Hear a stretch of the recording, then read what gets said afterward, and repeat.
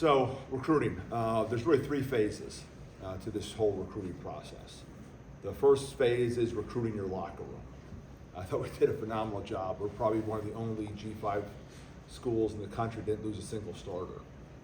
And that was a lot of work in terms of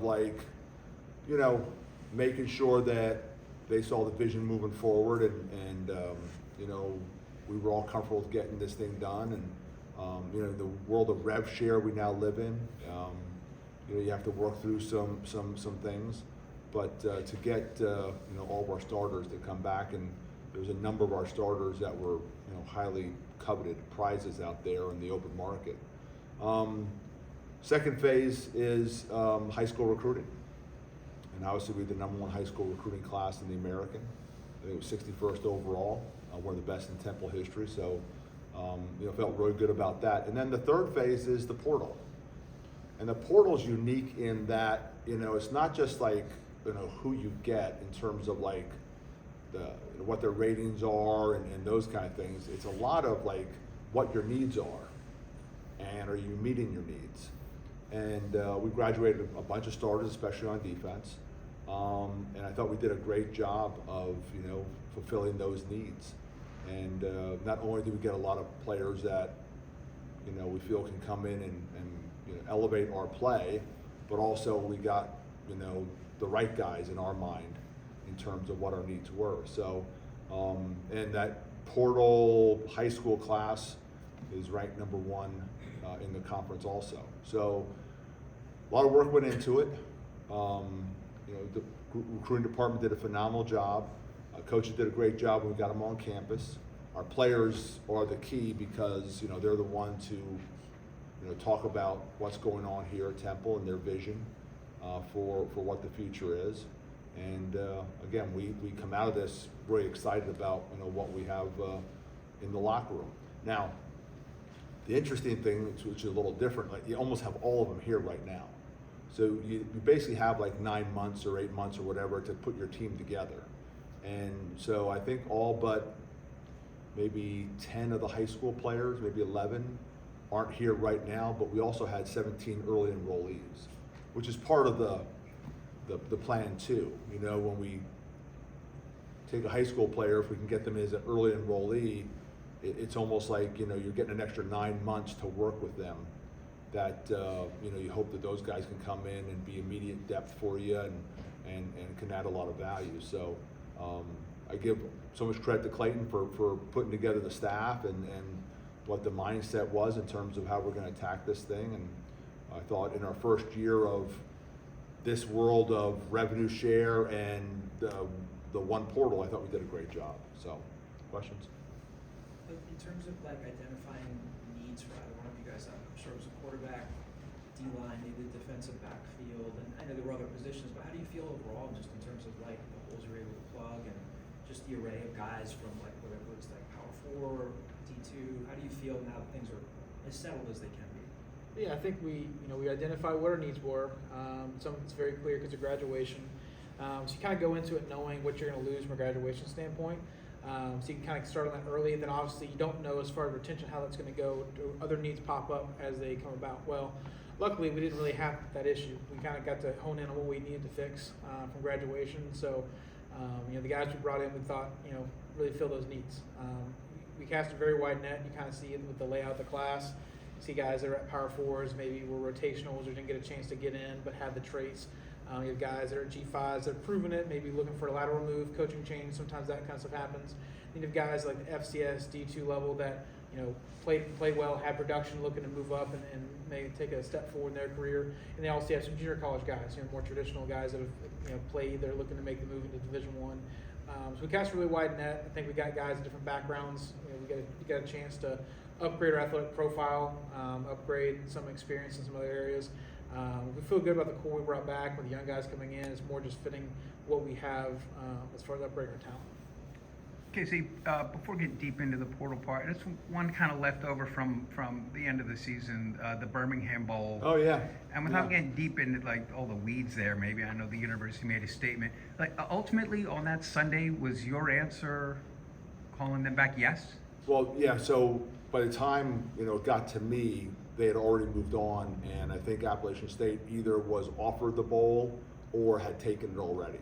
So from what I understand, things moved very quickly, and again, I was not part of that decision-making process by the time Appalachian State was offered the bowl.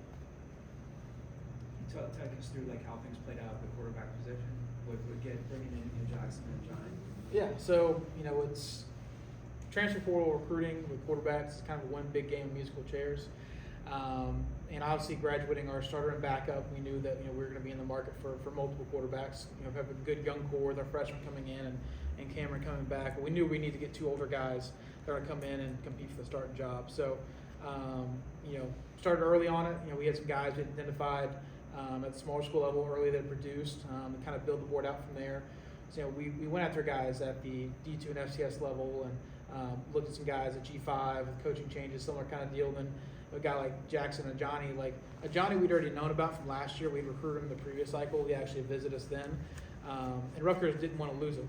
They were pretty upset that he was leaving and a little upset at us. They thought maybe we had something to do with it. But we didn't. We just said, hey, he's available. He's a guy that fits what we want to do. So we recruited him last time.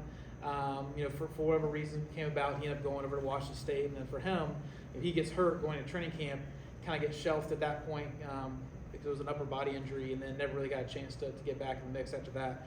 So with him coming available, he's the guy that wanted to get back closer to home. We already had that previous relationship. We already had prior knowledge. He was a seamless fit for us as bringing a guy we already knew stuff about.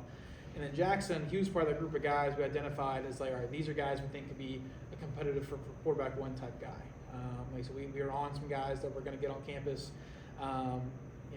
His eligibility is out, so I think we can say it now.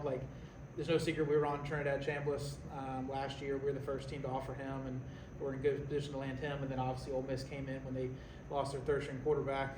Needed depth, they brought him in. So we looked at route back guys that produce at small school level, but when a P4 school offers to get $1 million, you can't really get them on campus when that kind of stuff happens. So we recruited some other guys, had a couple other guys let us visit, but the way things fell out, we very clearly figured out Jackson was the right guy for us in this class. We knew guys at Penn State. They gave us the background of his skill set, his experience, who he is as a person. When we had him on campus, a lot of guys compared him personality-wise to Evan Simon. He felt like a Midwest Evan Simon. Peter Clark, hosted him and spent a lot of time with him and came away like he found a new best friend. And we see the stuff on tape. We knew that he was a Elite 11 kid out of high school. He's actually originally committed to Tulane with Willie Fritz, and they said great things about him from their recruiting process. He's a guy that redshirts a true freshman. He's battling Boca Beulah to be the backup his sophomore year or his second year there. Ends up getting hurt, missing the season, kind of puts him on the 8 ball going to his third year. So he's a guy that's really, things didn't time up. He was behind a 3-year starter the whole time he was there. Really just needed that opportunity. And so when you check the box from a skill set, personality, all that kind of stuff, he's a guy that we felt would be a great fit for us and was one of those first few guys we got on campus. And by the time he was there, hey, this is our guy. Let's get him. Johnny jumped in the boat pretty quickly thereafter, and we felt we were pretty set at that spot. Yeah, and Jackson went in the portal a little later. And so what we did, we had our group of guys that we thought could be QB1s. And he definitely would have been one of those guys early on. But people have to understand, this isn't done in a vacuum, and this is not the draft.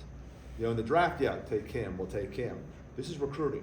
And I'll give you a great example. There was a FCS player that I reached out to the offensive coordinator to get permission because technically you're not allowed to talk to the kids, but we felt as long as the team was okay, that they knew he was leaving, we would get permission. I would get it in writing, yeah, we're okay that you speak to our quarterback. And talk to the high school coach, talk to the assistant that's handling the transfer process, had maybe 6 different text messages in, 5 different phone calls, never a return. Well, he thinks he's going somewhere else until all of a sudden he's not. And now he's calling us, hey, are you still interested? We got our quarterback, we're good. So people don't understand, this is not done in a vacuum, this is done in real time. In the musical chairs, if you don't get a quarterback, you don't get a quarterback. And so again, it probably was as stressful and exhaustive week of my life that I've ever spent because I think we had about 30 players set to come on campus. We had 30 came on campus. Came on campus. 10 to 15 were supposed to come that either committed somewhere else or last minute changes, that kind of stuff, all within a 6-day span before classes started on the 12th. Yeah. And so you're getting them in your office and you're finding out if they have another visit or they're going to commit to you now. And if they have another visit, it's really rinse and return. it's, they get on campus, they have lunch, they have dinner, they go out with our guys, bowling or whatever they do, and then they have breakfast, another group's already in. They've already landed. And then and for 7 days, you're just doing this cycle. And we had some situations where we had some guys on campus where we had already filled up, but you didn't know that until they were already on campus. So it was a stressful week. I thought the staff did an amazing job. I thought our recruiting department really put on, great presentation of what, Temple's all about, what Philly's all about. And again, I think we walked away with a class we feel really good about. You just described draft board, which you think of in the NFL 1, 2, 3, 4, 5, but you also referenced group. So when you're talking about you identified a group of whatever that is, 5 or 6 quarterbacks who could be QB1. Was there right? Do you attempt to put them in an order? Yeah, so we kind of put them more in buckets. So like for us, like we knew we were taking multiple quarterbacks, and so varying types of guys are going to cost varying amounts. Because ultimately you have a certain number you're going to try to work within to bring in 2 quarterbacks from a budget standpoint. So we had a QB1 bucket, we had a QB 1.5, a QB2, and a QB3. Basically for us, if we get a guy on the QB1, like we have the guy we think can come in and be a starter. And the cost is the cost, we're going to do whatever it takes there.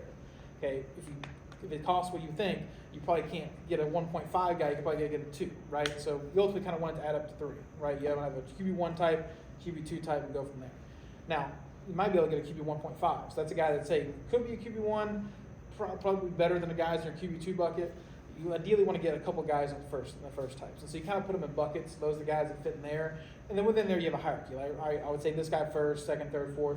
But ultimately, like whatever bucket they fall in, that's kind of where you group them together. Because some guys you have the previous production, some guys you're going off of traits and background. Like it's all a bit of a guessing game. You don't have it's not like you all have these guys all have equal tape, equal background, equal competition, that kind of stuff. So really kind of group them together in groups and then figure out who we want to take out of this group, how to pair with this one, how does it work financially. Yeah. What helped with Jackson was we had such a strong connection with Penn State that we knew exactly what they felt about him.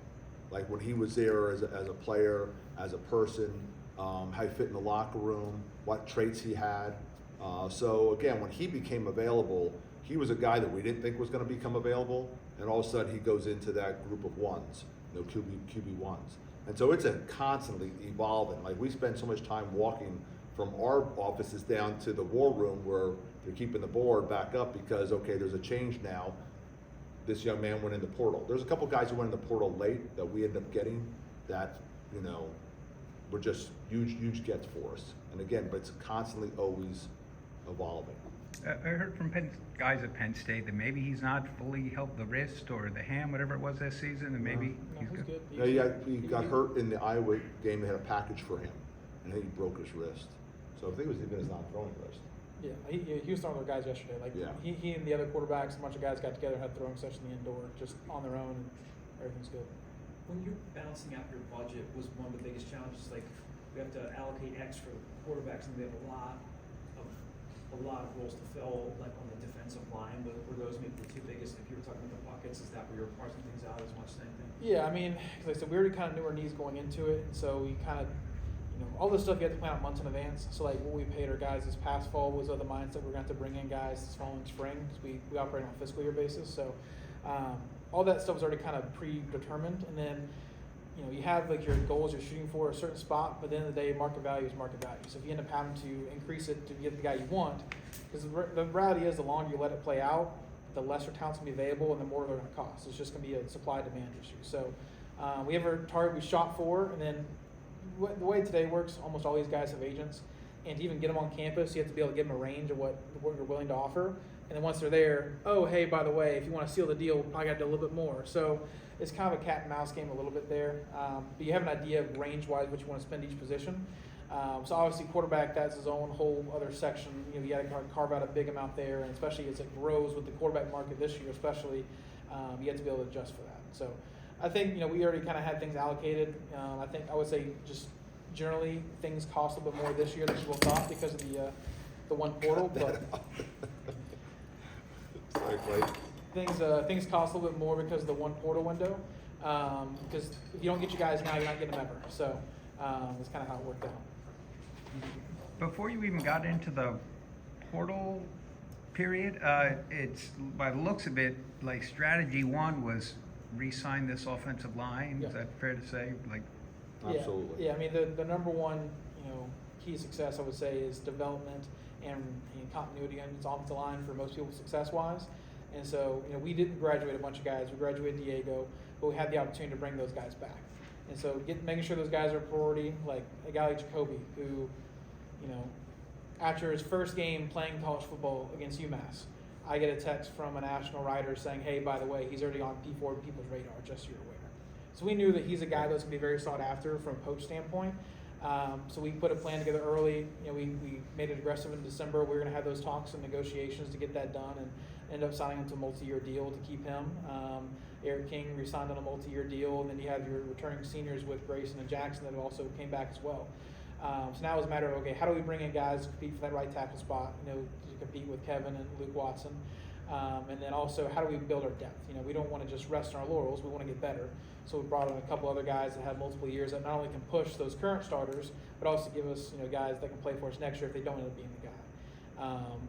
And we'll see how it plays out this year. Like in the past with Coach Keeler, we've had positions where we rotate guys on offensive line. So if you have fresher legs, that's also an opportunity. So we'll really leave that to Coach Johnson, how he wants to handle that. But just having the better depth and more competition, plus the continuity of those guys coming back, I feel pretty good where we're at up front. So think about this for a second. We have a left tackle who wasn't slated as a starter. He's a backup. He gets a chance to start at UMass. Within 4 days of playing that game, we're already getting info that he's been evaled by the Power Fours that they want to go get him. That's the world we now live in. One of our players was getting offers from Big Ten schools during the season through third parties. That's the world we now live in. So I thought our kids did a really good job of kind of putting that in the back burner. It was like, you know what? I just need to worry about playing. When the season's over, we're going to figure all this out. That's what we told them too. It's like, listen, guys, when the season's over, we'll figure all this out. Let's worry about what's right in front of us. That's the single most important thing. And I thought our guys did a really good job of, kind of shutting out the noise and just worried about playing. Along the offensive line, John Stone is another guy. When I talked to him, he said, "Yeah, they said they're bringing me in to compete for the starting center job." I know he's a local kid from Washington Township. What'd you like about him, and what do you think he can give you on that front? Very strong. I think strength is probably his number one trait. And so he's the guy that not only can play center but also guard as well. So he'll have an opportunity to compete at both spots. And it's just going to make us better. Either the guys returning are going to be pushed to be better versions of themselves, or if John has a chance to come in and win those jobs, then we're better for it as well. So he's a guy that was on the radar because he's local. We know we have good info from Rutgers and that kind of stuff. So he's a guy that's going to come in and push to compete, and may the best man win. were you sweating any, last field, the portal just closed on the 16th? Were there guys on the current team who, I don't know, maybe they had signed or not signed yet, or maybe they had signed, but they could still get something the last, something. We had them all signed by the time that we went into the portal. By the time guys could come on campus, we had all of our guys signed. And like I said, there was a single starter. And in the process, you'd have some very honest evaluations of like, this is where we foresee your playing time, and so then some guys decide to move on. Yeah, I mean, there seems to be a lot. You have to have a lot of honesty when the season's over, and have a lot of those one-on-one discussions. Yeah. Tyler Douglas is a guy that we said, listen, we're not going to play you a quarterback. We see a lot of value at another position for you, either both on defense or possibly as a slot receiver. And so in our discussions with him, we're like, listen, because we're going to change your position, we're fine if you go in the portal, and we'll take you back. We love you as a person, we love you as a player, and we'll let you test the market because we're forcing you to move to a different position.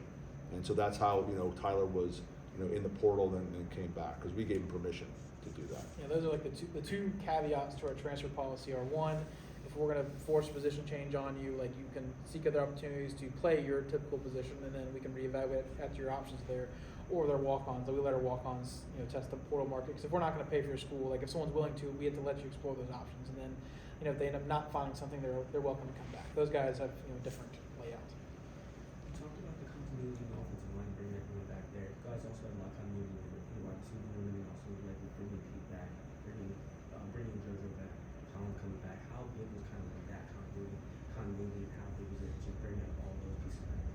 Yeah, I think like a big part of it was we knew we were going to be recruiting a transfer quarterback, And so one of the big sells is everything around the quarterback position. That was a big part of our sell with those guys. Where we bring back a lot of career production from a receiving standpoint for the receiver, tight end room. You're bringing back a lot of the guys that played in front, offensive line wise. And so, a guy like Peter particularly, like he's a guy that was getting a whole lot of opportunities out there. Like I can't even tell you the kind of stuff that was out there for him. That he's a guy when he chose to stay and left hundreds of thousands of dollars on the table to go play elsewhere in a P4 league, like the ripple effect it has in your locker room. Because now when a guy like that chooses to stay, so maybe another guy be able to make another $5,000-$10,000 somewhere else. Well, when someone's leaving hundreds of thousands of dollars on the table, that really sends a message to the rest of your locker room that there's a reason why I stay, there's a reason why you should stay.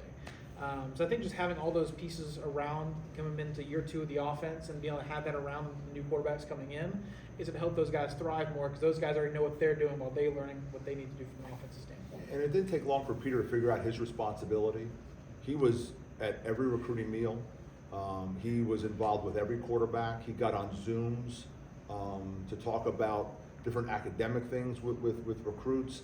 He fully embraced the fact that, okay, you've made an investment in me, and I know that, I have responsibilities, and he took on those responsibilities. We had a fundraiser event on Saturday, and he did a Q&A with Kevin Cobb in front of the room and kind of gave his story to the donors. Hey, this is why I chose to stay. This is why we need your support, that kind of stuff. And so one of the reasons we sold him coming back is the fact that he was an opportunity to be a face of the program type guy for us going into this year. I think he really embraces that and cherishes that because he's got 1 year of eligibility left. Are you going to go somewhere, be there for a year, and then just be a guy? Where do you come back to when you're done playing? Like, where do you come back to on your NFL bye week? Come back to Temple and you're a guy that they're going to put on the big screen, like he's Tyler Matakevich or those type guys, and be celebrated. Like, that's something you don't want to walk away from. So I think all of that was part of his decision process of continuing to build his legacy here and becoming a made man. So I think that's one of the things that he's really embraced and really kind of brought into this next year. Yeah, and for us to be successful, we need to attack fundraising. And so we had an event here Saturday, went really well. Our president has made a commitment to get Temple football back to where it once was. I think once the alums heard about the commitment that he had made and how Clayton and I had put together a kind of a strategy how we're going to do this, and just some of the proof already with having the #1 high school class and having the #1 class overall with the transfers and high school players, and not losing a single starter, to the transfer portal, which is unheard of at our level. I think once they start realizing that we're on that path, I think it made a lot of sense. You talking about Jameer Diaz, a guy that played, you have a connection down there, played 4 games at Sam Houston, and then redshirted, and it seems like you guys got a really good player there that could come in and compete right away. Yeah, so you look at when we graduated from the rush spot this past year, we had 2 seniors that played, and another guy that sought other opportunities. So we knew we needed to bring in guys to play that position. And so we brought in Jameer and Jalen Joseph from Lafayette as well. Guys that we had early identified as being, hey, these are guys that we're looking to bring in that fit what we want to do. Because the way we play the rush, you need to be versatile. You need to be able to be physical enough to set the edge. You also need to be able to play off ball. You need to be able to rush the passer and do a lot of different things. So we wanted to hone in on guys that really fit that. This year was more of a rotation of guys that were kind of a mixed skill set. Now feel like we got 2 guys that can come in and play that position the way we want to be played. So obviously, Coach and I's connection with Sam Houston, we weren't with Jameer. He came in with the new staff, but we kept up with games. A lot of our former players there just, spectating. And so he's a guy that jumped off the screen those 4 games that he played. And then, obviously, we have our own college scouting department that handles things. So, he's the guy that comes up through those filters and the guy that, was already on the board. And so when he eventually went in the portal, it's like, okay, this is the guy we should jump on. We already know we have a good grade on him. He's a guy that fits a need for us. He's from Jersey. Let's get on this as quickly as possible. So that's the benefit of how we built the front office is the college scouting side of things. You can't just wait till the guy gets in the portal and then do an evaluation. At that point, you're already a day late and $1 short. You need to have all your evaluations done beforehand. You need to know before guys even go in or consider going to portal if you would take them or not. That way you can make those quick decisions in real time. So I think all the legwork that our guys in the scout department did on the front end that helps you make those quick decisions when guys actually enter. Because the way it works now, guys couldn't officially enter January 2nd, but a lot of times guys are announcing in December. So you need to have everything done and ready to go. So as soon as their name officially hits the portal, you want to get them on campus and get things going as quickly as possible. I was back in the war room earlier today, and I said, hey, here's some names that I came across, that went other places, and just tell me what our ratings were. And they had ratings on every single one of them. Boom, boom, boom. B grade. You see him as this. We saw him as that. So again, it's extensive. Clayton has put together a really good department. Those guys work really hard. I think sometimes people wonder why you need that big a department. Well, you see now why. Because there's so many moving parts. And as Clayton said, if you wait till they go into the transfer portal and it might take you a day or two to get an eval on them, they're already set up for the next visit or for a visit. So yeah, again, I think, you know, our strategy worked out, you know, pretty well. I think we were on top of recruiting. The lead is definitely back in the recruiting department, but then I think our coaches really worked well with the recruiting department putting together this class. You had sort of an array of guys who Coach Reitano worked with last year. I wonder if there's people in this group who sort of similar to Ty Davis or London Holm or. Yeah, so last year was a little mixed bag because we carried guys that play the same position. Traditionally, with what Coach Smith does, if you don't carry guys that play the same spot, it kind of worked that way when Ty got here. London was already on the roster. We moved positions for a better fit, but like we're not usually going to carry guys that are same linebackers. We really want to carry guys that can play the rush and the X spot, and then you manufacture guys to play the same linebacker spot when you get the base personnel. You're not going to have people dedicated just to do that like we did this past year. So, like for example, a guy like Arel Gray who came in as a junior college safety, he's a bigger body, he's played a little bit of linebacker. Like when you get to base, he's the guy that can probably play that same spot against 12 personnel. Where you have a guy like Willie Love, who's a former safety, now is officially in the linebacker room, he'd also bump out and play that spot. But you're not going to necessarily have guys on roster just for that. We're better off using those scholarship spots elsewhere as far as building depth at D-line or linebacker and that kind of thing. Could you describe how you went about interior defensive line, got experienced guys from different levels? Yeah, I think because that was the spot we knew we probably had to do almost a total rebuild just because we graduated so many guys that played snaps there. So you get a guy like Kevin Hornbeek who had really good tape at the D2 level, a guy who has the size and traits to play D1. So he's a guy we want to bring in that already had prior experience on tape. And then you got a guy like Caleb Artis from Penn State who has some tape from Penn State but had missed some time due to injuries, but has these incredible gifts from a physical standpoint as far as 6'4". I think he's got 36-inch long arms, 315. He's a guy that just missed this past season due to shoulder injury, but's going to be back for spring ball. So we're going to have him ready to go this spring and can develop him and get reps then. So you got a couple older guys there that just kind of different backgrounds, different paths in life. And then you got a guy like Deshaun Dodson, who's a Philly kid, plays a true freshman at Albany. You see him on tape there. He's a guy that's got a talent that can develop. You got Quante Gillians from Syracuse, a guy that was very high recruited out of high school, had limited snaps in a 4-game redshirt at Syracuse, but you see on tape he already has flashes. And then with his physical traits already being 293 at his age, he's a guy that you think can translate either playing end or inside. Kind of let him figure it out once he gets here because he's young. And then you bring in a guy like Lamar Fairfax, who under the radar, you have really good practice tape off of that, had really good high school tape. And we knew we needed to probably bring some depth as well. We want to attack with numbers just because we have so many guys that we're leaving. So he's a guy we think has a bright future. We talked to his former DC who said he wished he could take him at his next school, but just didn't have a spot for him. So when you get people that were in the building had good reviews, it gives you a better insight to what you're getting. So we try to vet all these guys and get as much information as possible. Don't try to take guys blindly. We want to make sure we have background from guys that work with them. And so with the guys we brought in, you kind of a mix of older guys that have played more, guys that played a little bit less.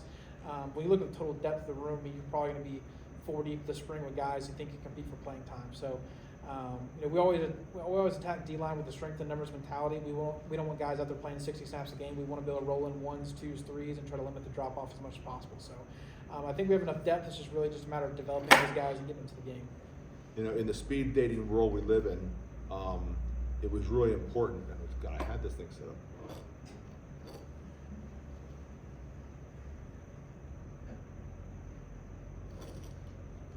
There we go.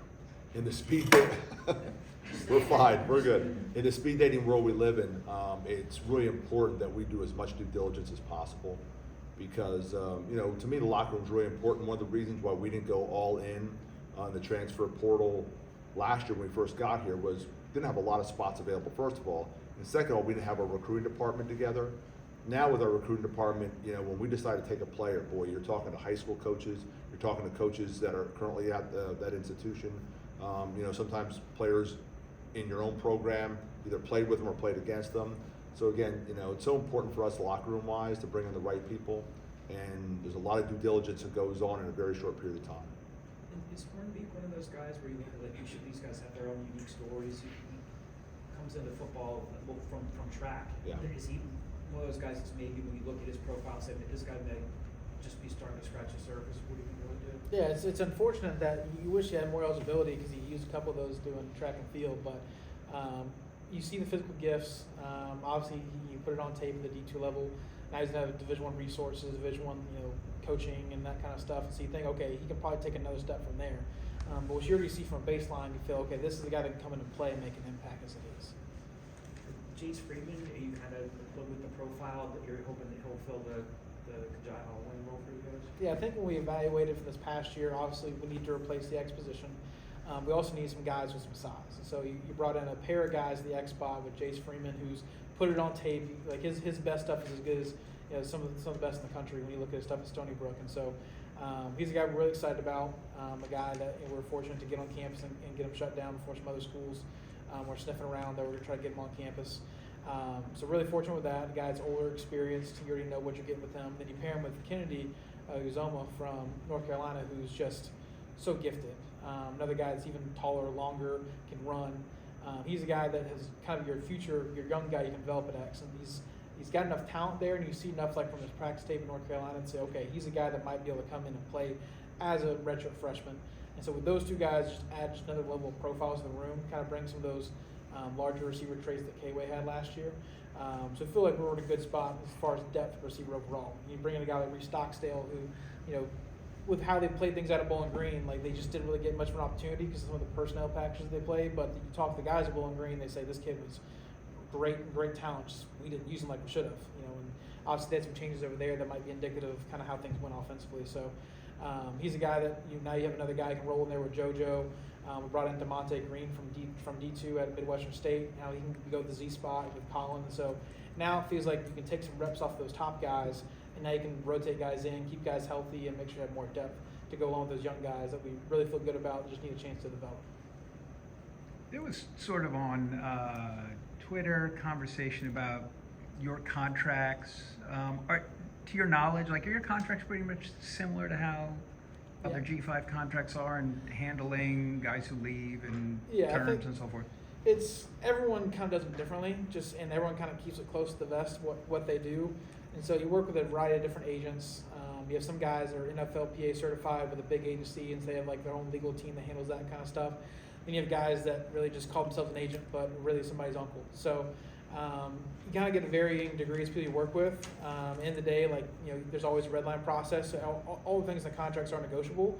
We have certain protections in place that help us. Like when a guy signs to us whether to come back or come in, that we're guaranteeing them a certain amount of money for a full year. We also want to make sure those guys are going to stick with us for the full year. So make sure it's a two-way street, it's not one-way binding. So I think it's something you see other places as well. I think you've seen it pop up with guys are looking to go somewhere else, and the school tries to recoup upon that, or a guy sounds like he's going to leave and all of a sudden doesn't when people start reading through the contract. So it's hard to say what standard. All of our stuff was done through our university legal team. We had a great support from our university council and how these contracts are written, and they assist with the process. Like when other agents or legal counsel put red lines in, we send it over to them.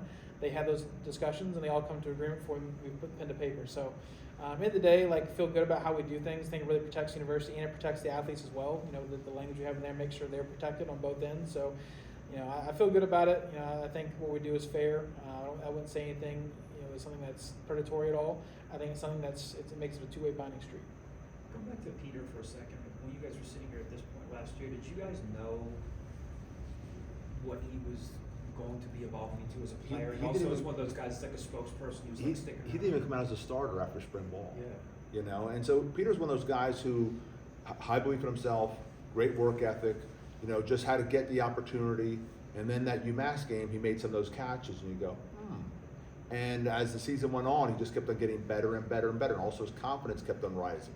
So he's a guy that I think if anyone sat here a year ago and thought he was going to be, one of the top 10 tight ends in this year's draft right now, I think that they'd be lying to you.